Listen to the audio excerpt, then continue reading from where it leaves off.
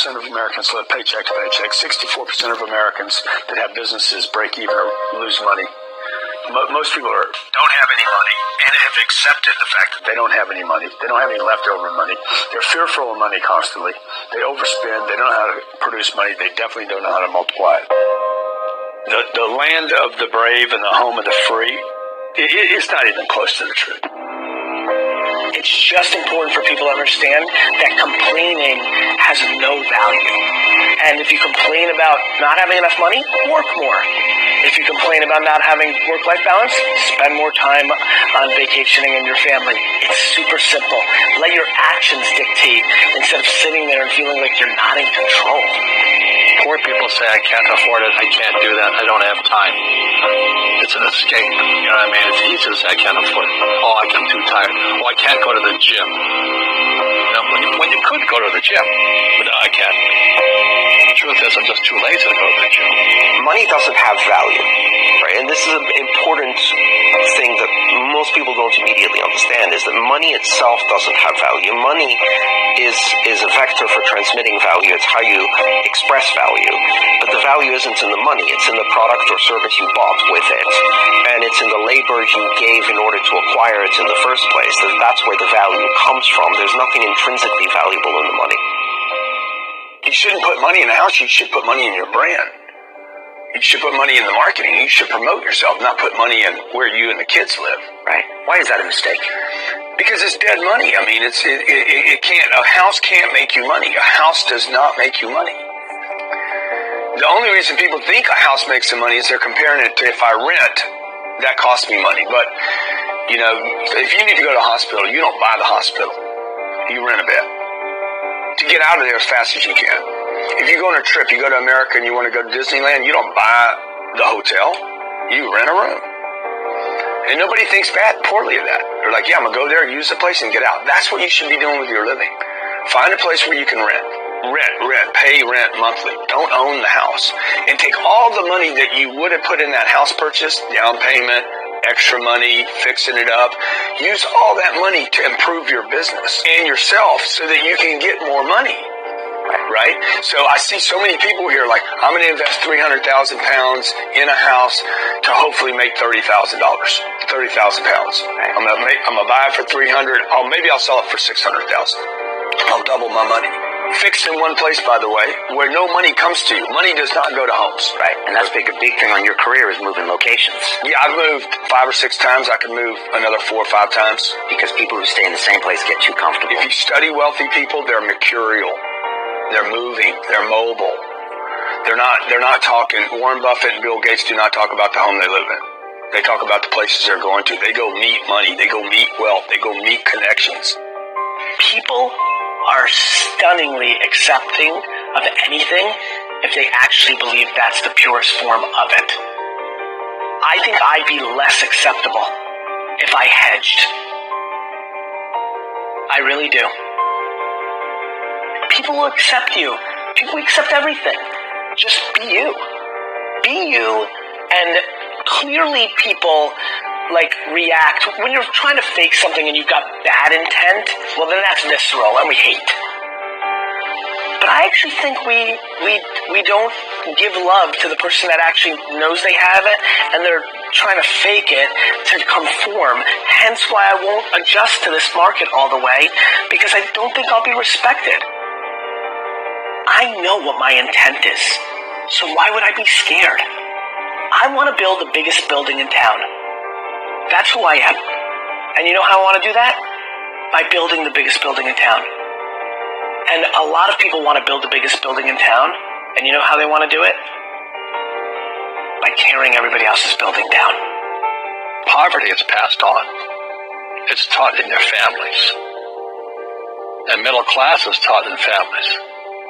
And so the people right now who are sitting at home, who are struggling financially or worried about money or unhappy, they may be making a lot of money, but unhappy with what they're doing, it was probably taught to you. You know, your super ego was taught, get a job, work hard, or you'll never be rich, or the rich are evil, or whatever. And until you change your mindset, money won't help you, right? Correct. And we see that with people that win the lottery, people that make more money, they still have the same problem. Right. Because they have that poor man's soul. Right. If you're poor, you'll always be poor. That's really hard for people to understand. Yeah, the money will disappear that fast. Just like most pro athletes, they make millions of dollars, and 65% are bankrupt 5 years later. It's because they come from poor families. Now, you tell them that, they get very angry at you. It's the rich fault. It's you guys ripped me off, and government ripped me off. But unfortunately, what Mr. Lipton was saying, it's passed down genetically. That's the frightening thing. And it's interesting when you commit to something, little gifts just start automatically showing up. It's a phenomenal thing. It's happened my whole career. When I fully commit, somebody will bring me something. Okay. And then keep your eyes open. And by the way, the package may come wrapped in a package you weren't thinking about. Hard work. Or like a voice, or like a person, or, maybe from a different direction than you thought, or an offering where you're like, you read something about this and that's not the thing. Like all throughout my career, it's come in weird kind of ways. If you ask for help and somebody shows up at the door, maybe invite them in. Okay. Regardless of what the packaging is or what you've heard about it or whatever. That's really been beneficial to me. Okay. How old are you? 44. I'm 40. Do you know how young we feel? When you were 26, did you ever think that this is what 44 felt like? No. You thought that was finished? Yeah. How old are you? 13. You think a 40-year-old... when I was 25 years old, I thought a 40-year-old was finished. I don't even feel like I'm starting. Right? Yeah, but when I was 26, I was in a rush.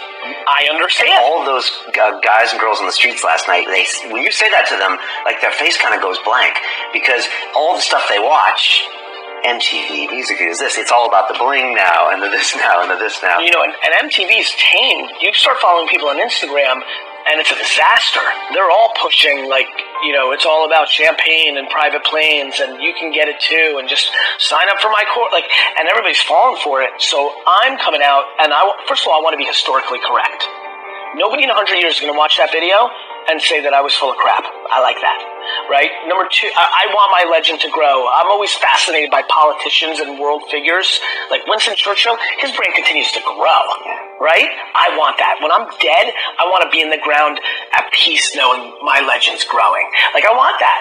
I want that in the business world. And so I'm giving real advice, and real advice looks like this. When you're 19, and you can spend 7 full years learning your craft, meeting people that are mentors, being patient, and you wake up and you're 26 years old, you have your entire life in front of you, and you've done great foundational work to go on and then be successful.